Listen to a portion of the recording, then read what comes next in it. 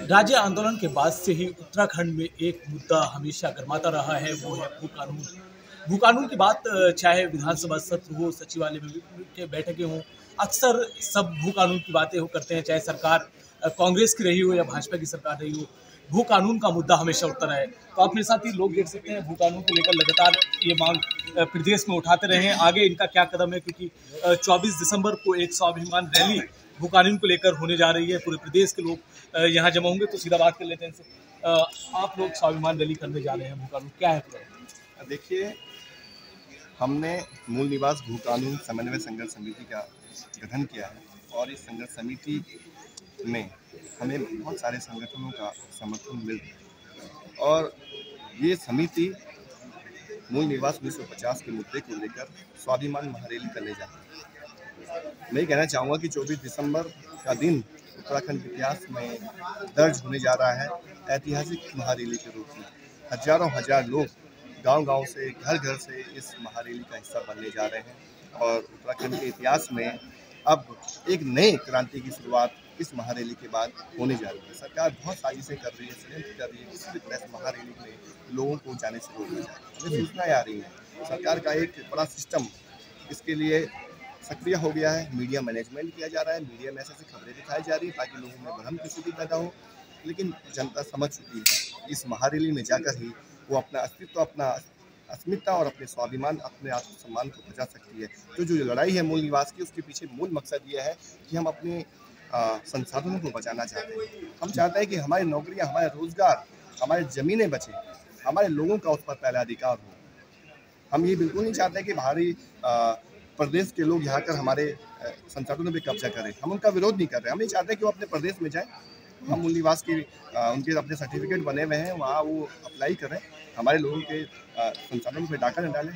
तो ये लड़ाई अपने वजूद को बचाने की लड़ाई है। इसका एक आगाज हो गया है और मैं यही कहना चाहूँगा कि आपके माध्यम से भी आम जनता से सरकार चाहे कमेटियाँ बनाने के बहाने कर दे, क्या चाहे किसी भी तरह की चीज़ें कर ले, लेकिन आप उनके बहकावे में बिल्कुल नहीं आइए। सरकार इसी तरह के षड्यंत्र करती है, पहले भी किए हैं। आप महारैली का हिस्सा बनिए, इस आंदोलन को एक नई गति दीजिए। मैं आम जनता का आह्वान करना चाहता हूँ। क्या मेन मुद्दे इस रैली का मेन मकसद है? मैं लाल सिंह बिष्ट, वन युग टीम सामाजिक संस्था से, और मेरे साथ में हमारे पूरी वन युग टीम आई है और हमारे जो अजय बिष्ट जी है वो भी है। और हमारा मेन मकसद है कि हम जो है इस मांग को जो है, ये हमारी 5 मांगे थी और हम इसको करीब 5-6 साल से लगातार उठा रहे हैं। भू कानून, उत्तराखंड में सख्त भू कानून होना चाहिए, मूल निवास 1950 होना चाहिए और हमारा जो एक परिवार में एक रोजगार, और जिससे ये पलायन रुक सके। तो ये मांगे हमारी जो है लगातार जो है 3 मांगे जो है 5-6 साल से कर रहे हैं और हमने इनको बॉटम से, विधायक से लेकर के प्रधानमंत्री कार्यालय तक इसको भेजा है अपने स्वयं के माध्यम से और मीडिया के माध्यम से, ईमेल के माध्यम से। तो आज हमारे साथ अनेक संस्थाएँ और ये सब आवाज़ उठा के कर रही हैं और आज हम लोग इनके जो हुआ, हम सब पूरे उत्तराखंड एक उससे एक भावना से हम अपने उत्तराखंड की जल, जंगल, ज़मीन को बचाने के लिए आज यहाँ पे आए हैं। और 24 तारीख को हम पूरा आह्वान, हमारा वन युग टीम, हमारा जितना भी संगठन है, सारे यहाँ पर अपने जो संसाधनों को जो है बचाएंगे। बिल्कुल। तो स्वाभिमान रैली 24 दिसंबर को हुई, इसके बाद क्या कदम होंगे? इसके बाद क्रमिक जो है आंदोलन की तैयारी है। पूरे प्रदेश के हर जिले में हम पहुंचने वाले हैं और दूसरे स्थानों पर भी बड़ी रैली का हम आयोजन करने वाले हैं। ठीक है।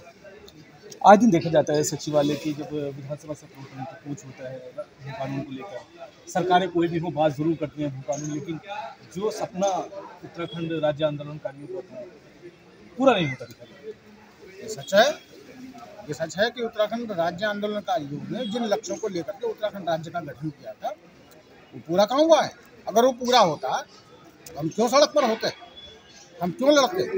और ये इस तरह की जो तमाम स्थितियां हैं कि जैसे आप भू कानून को लेकर के बात कर रहे हैं, एक सरकार कहेगी कुछ, दूसरी सरकार कहेगी कुछ, आया तो नहीं, प्रश्न है। और आज तो भू कानून की भी बात नहीं, अब तो हमारे अस्तित्व का प्रश्न है, हमारे सम्मान और हमारे स्वाभिमान का प्रश्न है। हमने ये राज्य क्यों बनाया?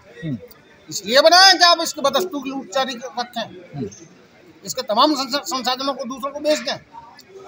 मैंने प्रेस कॉन्फ्रेंस में ये विषय उठाया था कि चमोली में घास लेने गई घसियारियों का घास छीन लिया गया, उनको आपने बंधक बना लिया। अरे हमारा जो मूल हक है जल, जंगल और जमीन पर, तो उस पर डाका डाल रहे हैं। सरकार समिति न बनाए और उस डीएम के खिलाफ कार्रवाई करे जिसने हमारी उन घसियारियों को जो है वो बंधक बनवाया था। सरकार, जो मैं आपके सामने डॉक्यूमेंट रख रहा हूँ, एक आदमी जो बलिया में पढ़ रहा है और हमारे यहाँ उसका एम्प्लॉयमेंट कार्ड बन गया, उसका सहनिवास बन गया, उस अधिकारी की जांच हो जिसने ये सर्टिफिकेट जारी किया। बिल्कुल, आप अस्तित्व की बात कर रहे हैं। ये जो लड़ाई है, लड़ाई लड़ी हमने, राज्य की लड़ाई लड़ी हमारी माताओं और बहनों ने, लेकिन मुझे ऐसा लगता है जो सरकार में बैठे लोग हैं कहीं ना कहीं उनको यहाँ की माताओं बहनों, यहाँ के जो संस्कृति है, सांस्कृतिक धरोहर है, सम्मान स्वाभिमान, इससे कोई मतलब नहीं है। सीधे सीधे आओ और ये राज्य उत्तराखंड जिसमें लाखों लाखों लोगों ने अपनी जो है भागीदारी निभाई, शहादतें हुई, और इस जो सरकारें चाहती हैं इसको आओ, ये ऐशगाह बन गया है। लेकिन उत्तराखंड के लोग ये होने नहीं देंगे, ये होने नहीं देंगे, चाहे कुछ हो जाए और चाहे कोई भी कुर्बानी देनी पड़े। आप क्या कहेंगे इसके बारे? मेरा तो कहना ये है कि जिसके लिए उत्तराखंड के लिए हम लोगों ने मांग की, जो राज्य बना, उस राज्य का कोई भी काम, सारे के सारे काम आधे अधूरे ही है।